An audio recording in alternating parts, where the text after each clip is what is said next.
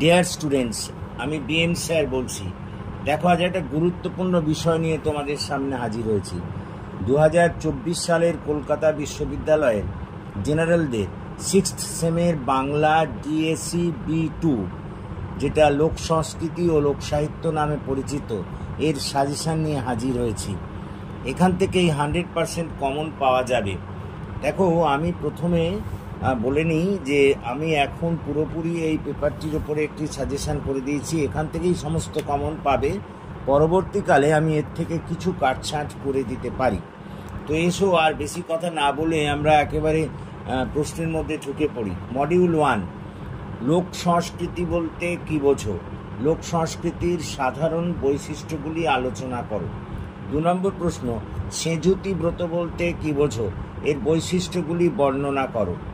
3 নম্বর প্রশ্ন, পুণ্যিপুকুর ব্রত বলতে কী বোঝো? এর বৈশিষ্ট্যগুলি বর্ণনা করো। 4 নম্বর প্রশ্ন, মাঘমণ্ডল ব্রত বলতে কী বোঝায়? এর বৈশিষ্ট্যগুলি বর্ণনা করো। 5 নম্বর প্রশ্ন, লোক সাহিত্য বলতে কী বোঝো? লোক সাহিত্যের সঙ্গে তথাকথিত সাহিত্যের পার্থক্য আলোচনা করো। 6 নম্বর প্রশ্ন, মোটিভ ইন্ডেক্স বলতে কী বোঝো? মোটিভ ইন্ডেক্সের ওপরে সবিস্তারে আলোচনা করো। 7 নম্বর প্রশ্ন, শাস্ত্রীয় ব্রত বলতে কী বোঝো? মৌলিক ব্রত বলতে কী বোঝো? উভয়ের মধ্যে পার্থক্য আলোচনা করো। 8 নম্বর প্রশ্ন, ব্রত কাকে বলে? ব্রত কয় প্রকার ও কী কী? প্রত্যেক প্রকার ব্রত উদাহরণ সহ আলোচনা করো। 9 নম্বর প্রশ্ন, বাককেন্দ্রিক লোক সংস্কৃতি বলতে কী বোঝো? এর বৈশিষ্ট্যগুলি বর্ণনা করো। 10 নম্বর প্রশ্ন, লোক সাহিত্য চর্চায় টাইপ ও মোটিভ পদ্ধতির প্রাসঙ্গিকতা নিয়ে আলোচনা করো। এই গেল তোমাদের মডিউল 1। দেখো, এরপর আমরা মডিউল 2তে চলে যাচ্ছি। ছড়া বলতে কী বোঝো? ছড়ায় প্রকাশিত সমাজ জীবনের পরিচয় দাও। 2 নম্বর, বাংলা লৌকিক ছড়ার ক্ষেত্রে রবীন্দ্রনাথ ঠাকুরের অবদান বর্ণনা করো। 3 নম্বর, ছড়ার সংজ্ঞা দাও, ছড়ার বৈশিষ্ট্যগুলি আলোচনা করো। 4 নম্বর, লোক ছড়ার সংজ্ঞা দাও, লোক ছড়ার বিষয় বৈচিত্র্যের ওপর একটি টিকা লেখো। 5 নম্বর, লোকনৃত্যের সংজ্ঞা দাও, লোকনৃত্য হিসেবে ছৌ নাচের ওপর একটি টিকা লেখো বা এর বৈশিষ্ট্য আলোচনা করো।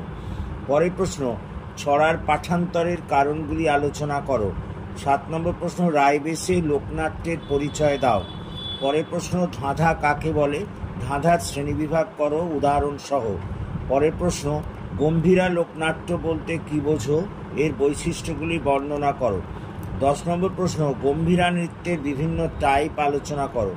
11 নম্বর প্রশ্ন, বাংলা ধাঁধার বৈশিষ্ট্যগুলি আলোচনা করো। এরপর আমরা আসছি মডিউল 3। দেখো, এক্ষেত্রেও আমরা বেশ কিছু প্রশ্ন দিয়েছি। তো 1 নম্বর প্রশ্ন, প্রবাদ কাকে বলে? প্রহসন কাকে বলে? প্রবাদ ও প্রহসনের মধ্যে পার্থক্য আলোচনা করো। প্রবাদ ও প্রহসনের বৈশিষ্ট্য বর্ণনা করো। 2 নম্বর প্রশ্ন, প্রবাদে বাঙালি জীবন ও সমাজ কিভাবে প্রকাশিত হয়েছে।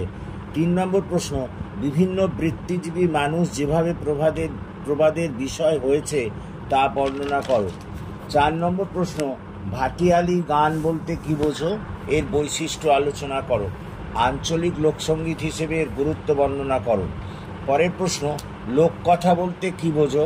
এর গঠন ও বৈশিষ্ট্য বর্ণনা করো। 6 নম্বর প্রশ্ন, লোকগানে ব্যবহৃত বিভিন্ন বাদ্যযন্ত্রের পরিচয় দাও। 7 নম্বর, ভাওয়াইয়া গানের বৈশিষ্ট্য ও শ্রেণীবিভাগ করো। 8 নম্বর প্রশ্ন, প্রবাদের রূপকের বহুল ব্যবহার সম্বন্ধে টিকা লেখো। 9 নম্বর প্রশ্ন, পশুকথা ও নীতিকথার বৈশিষ্ট্য আলোচনা করো।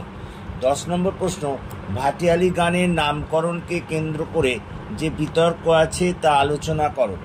11 নম্বর প্রশ্ন, ঝুমুর গান কি? এর বৈশিষ্ট্যগুলি আলোচনা করো। 12 নম্বর প্রশ্ন, লোককথা কাকে বলে? এর শ্রেণীবিভাগ করো।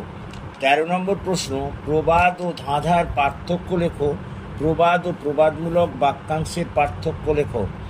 14 নম্বর প্রশ্ন, কিংবদন্তি কি?